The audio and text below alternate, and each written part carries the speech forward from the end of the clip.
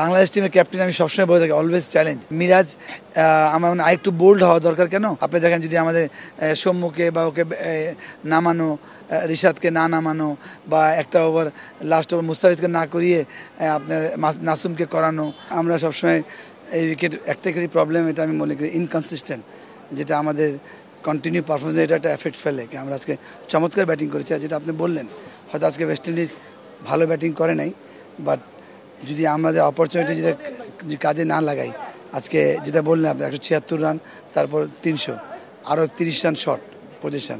তো যখন ভালো দল কিন্তু এই টাইপের সুযোগ দিবে না, আপনি ভালো দল তখনই হবেন যখন এই টাইপের কন্ডিশনে বা এই টাইপের অপরচুনিটি পেলে ওটা আপনার ফুললি আপনি এক্সিট করবেন বা গ্র্যাবটা করবেন। তো ওইটা কিন্তু হয়তো আজকে বাংলাদেশ সিরিজ জয়লাভ করছে বা বোঝা যাচ্ছে না, কিন্তু যখন এটা টাই খেলা হবে তখন এটা নিয়ে সাফার করতে হবে। যে কোনো খেলায়, আর স্পেশালি ক্রিকেট তো আপনার ব্যাটিংয়ে অলওয়েজ আপনাকে মানে মাইন্ডসেট মানে বডি ল্যাঙ্গুয়েজ খুব ইম্পর্টেন্ট। মানে উইকেট যেন অ্যালাউ না করে, আজকে নিশ্চয়ই উইকেট অ্যালাউ করেছে বিদায় আপনি এরকম ব্যাটিং করেছেন। গতকালকে উইকেট কিন্তু আমরা যেটা বলেছিলাম যে আমরা এই হিসাবে কিন্তু 30 রান করতে পারতাম, সুযোগ আসছিল বাংলাদেশের, কিন্তু মনে করি 200 রান সেভ, আসলে সেভ না, ওয়েস্ট ইন্ডিজ এক্সট্রাঅর্ডিনারি ব্যাটিং করে বা আমাদের ভুলের কারণে ম্যাচটা জয়লাভ করছে। সেকেন্ড রাউন্ডের কথা বলছে সেম এখানে। আপনার যে কোনো খেলায় মেন্টাল প্রিপারেশন, মাইন্ডসেট খুব দরকার।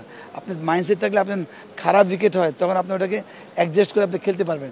যাতে প্রিপেয়ার্ড না থাকে, যখন খারাপ উইকেট হয়, যেটা ওয়েস্ট ইন্ডিজ আমার কাছে মনে হয় ওরা খুব অনায়াসে আজকে মনে করেছে যে আমরা একটা করলাম, মানে কালকে মোটামুটি ভালো ব্যাটিং, আজকে ওরা ওই ব্যাটিংই করেছে মনে হচ্ছে, ওরা কিন্তু ব্যাকফায়ার করেছে।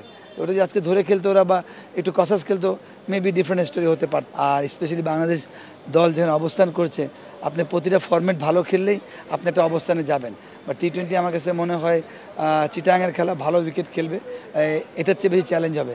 কারণ আমরা অলওয়েজ হয়তো আমরা 50 ওভার্সে ভালো খেলছি না, কিন্তু আমরা কিন্তু কমফোর্টেবল 50 ওভার্সে। টি-20 আমরা এখনও ওই কমফোর্টেবল যাইনি, বাট আমরা ভালো ক্রিকেট খেলে জয়লাভ করছি। তো এটা যদি ভালো জয়লাভ করতে পারে বাংলাদেশ, আমি মনে করি এটা অনেক বড় পাওয়া হবে এই সিরিজ জিতা, টি-20 সিরিজ জিতা। বাংলাদেশ টিমের ক্যাপ্টেন আমি সবসময় বলে থাকি অলওয়েজ চ্যালেঞ্জ।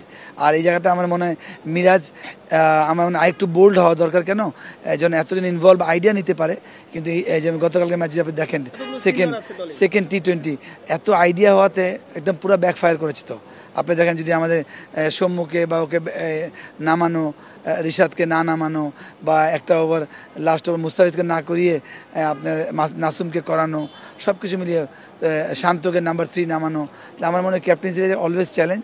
তো এটা আরেকটু আমি মনে করি অত বড় অপশন নাই আপনার কাছে কি আপনি ওকে বাদ দিয়ে একজন ক্যাপ্টেন করবেন 27-এ। আমার কাছে মনে হয় এটা বোর্ডকে একটু কথা বলা দরকার ওর সাথে, বা কাছের লোক যারা, কি আমরা এইভাবে চাই, তাহলে অটোমেটিক ইমপ্রুভ করবে। সৌম্য সরকার অলওয়েজ ট্রু উইকেটে গুড টু ওয়াচ, আমি মনে করি সবসময়। সাইফ স্টিল আমি মনে করি আর্লি টু স্পিক, উনি চমৎকার ব্যাটিং করেন, উনি যে কন্টিনিউ করতে পারে আমি মনে করি বাংলাদেশের একটা বিগ অ্যাসেট হতে পারে, কারণ আমরা ওই জায়গাটা স্ট্রাগলিং করছি টপ অর্ডারে। আর ট্রু উইকেটের সৌম্য অলওয়েজ ডেঞ্জারাস, আর উনি যদি এই ফাঁসা উইকেটে যদি ভালো খেলতে পারে, কেন ওনাকে আমরা বাংলাদেশ ক্যারি করছে 10 বছর যাবৎ ভালো মন্দ মিলিয়ে। তো এটা খুব দরকার, কেন আপনি মাথায় রাখতে হবে এর মধ্যে দিয়ে কিন্তু আপনার ব্যাটসম্যান কিন্তু খুব কম, আমাদের সীমিত ব্যাটসম্যান, ঘুরে ফিরে একই প্লেয়ারকে নিয়ে আসতে হয়, সমালোচনার শিকার হয় সিলেক্টর বলেন বা টিম ম্যানেজমেন্ট বলেন।